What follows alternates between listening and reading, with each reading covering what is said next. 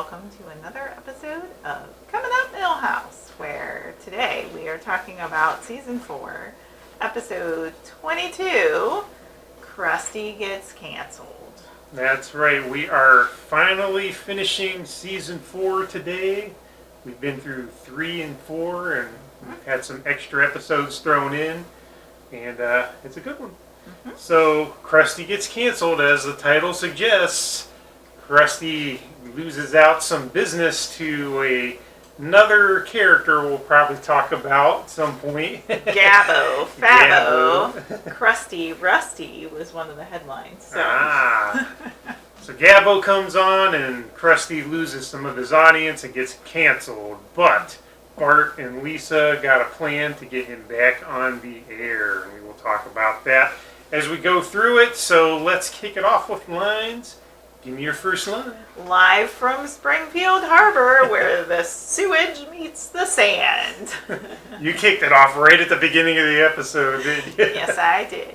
That crab comes walking out and spits a loogie up. Yes, yeah, that's gross because there's all that sewage everywhere. It's a pretty nasty looking harbor, and they are, that's the location for the Hollywood Squares, and kicked it right off with a good scene, too. That is a good scene with the Hollywood Squares thing, yeah. Alright, my first line is a little bit later on. It's after Gabbo's come on the scene, and Gabbo has this catchphrase where he says, "I'm a bad little boy," and apparently everybody likes that. It's kind of a steal from Bart. But there's a part a little bit later where Quimby is talking to an audience, and he says, "I'll admit I used the city's treasury to fund the murder of my enemies.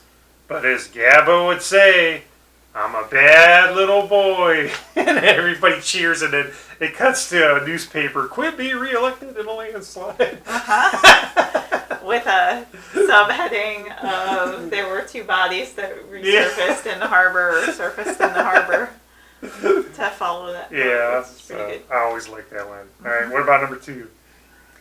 "Easy for you to say, you don't have a hand up your tuchus." And that was Gabbo. Because he is a puppet. Gabbo is a ventriloquist dummy. So, yep. Yep. Makes sense to me. Very good.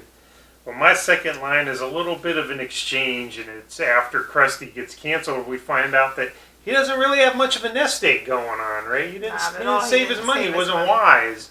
And, he's having a hard time, and Bart and Lisa go and they see him, and he's big and bloated, and he says, "Oh, I thought I'd get into shape, so I've been drinking nothing but milkshakes." And Lisa says, "The diet milkshakes?" He goes, "Uh-oh." He's only been drinking milk. Oh, he was huge, He too. was huge. Oh, my goodness. Okay, what about your favorite scene? Alright, so my favorite scene, I'm going to go with the Luke Perry cannon scene. Okay. Alright, so there's this whole gag where they get a bunch of celebrities to come be on this comeback special, and one of them is Luke Perry, because Luke Perry is his half-brother, apparently. Yes, on his mom's side. Yeah, Krusty's a little jealous of Luke Perry. He doesn't want him upstaging him. So he puts him in a cannon, and he's supposed to shoot him into a net, but he gets shot through the window, through a sandpaper factory, through the Quickie Mart where Pooh is selling jars of acid, crashes through that, and then he lands in a pillow factory, but unfortunately the pillow factory is being demolished, and it crashes on top of Luke Perry.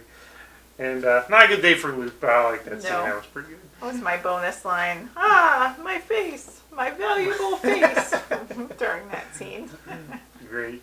What about your scene? Bette Midler's cleanup on the side of the road. It's just wonderful because Bette Midler, Bart and Lisa find Bette Midler on the side of the road cleaning up trash, and it's just her out there, and there's this, back and forth of, "Is this just you out here cleaning up trash?" And then Snake drives by and tosses out a soda can out the window, and Bette Midler picks it up and runs after and grabs onto the rear view mirror and swings in and knocks them off the road, like throws the can back in the car and they go off the road, and then another car does pretty much the same thing, and she just tosses it, and it knocks them off the road and they crash. And it's like this soda can suddenly becomes a grenade, every time she tosses it. I know.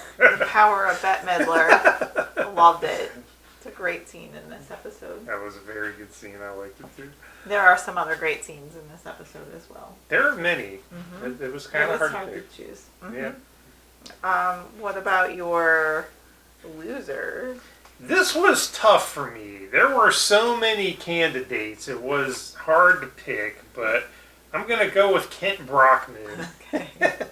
So there's this other part where Gabbo gets in trouble because he, off camera, he's calling all the kids in Springfield SOBs, and Bart gets the idea of flipping on the camera, and Gabbo gets recorded saying, Springfield kids are SOBs.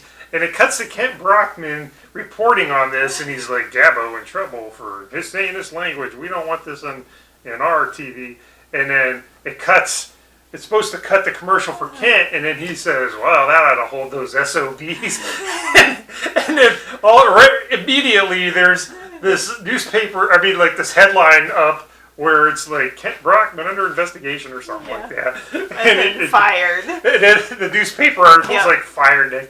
It's so ridiculous. Kent Brockman in trouble. Yeah, that's what it is. As he's on air. As he's on air. Yep. Then the newspaper, it's all about Gabbo, but there's a subheading, Kent Brockman fired.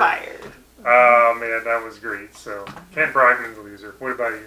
Well, I mentioned the two bodies that surfaced in the harbor.